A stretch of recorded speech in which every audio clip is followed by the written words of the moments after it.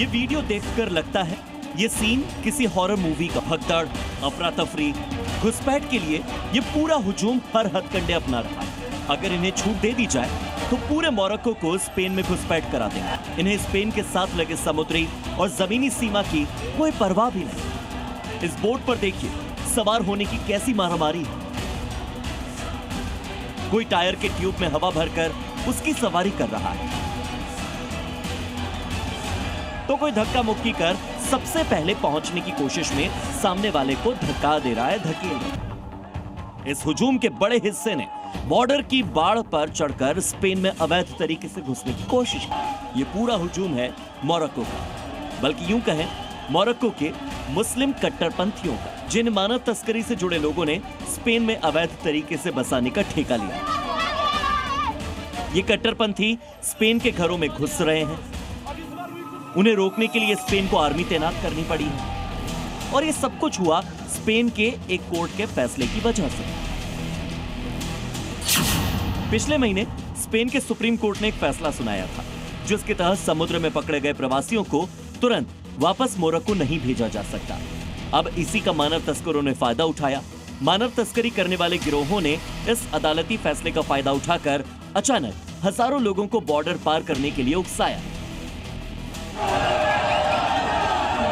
सोचिए, स्पेन के कोर्ट के एक फैसले की वजह से मानव तस्करी गैंग ने कितना खतरनाक कदम उठा लिया, जिससे अब आम लोग परेशान हो गए।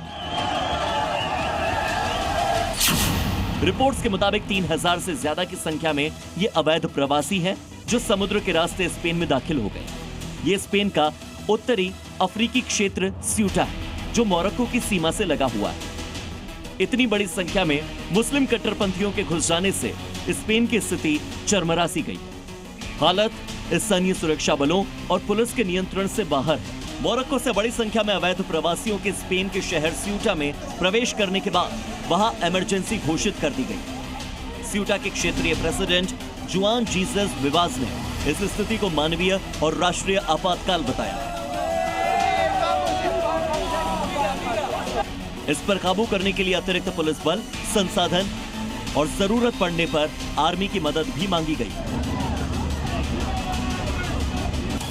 लेकिन रिपोर्ट्स के मुताबिक स्पेन के प्रधानमंत्री पेड्रो सांचेज फिलहाल सीमा की सुरक्षा के लिए सेना तैनात करने से इनकार कर रहे हैं। लेकिन प्रधानमंत्री ये भूल रहे हैं, ये समस्या 2021 से भी खतरनाक हो सकती है। मई 2021 में कुछ ही दिनों में लगभग 8000 मोरक्को के अवैध प्रवासी स्यूटा पहुंच गए थे, जिससे स्पेन और मोरक्को के बीच में राजनयिक तनाव बढ़ गया।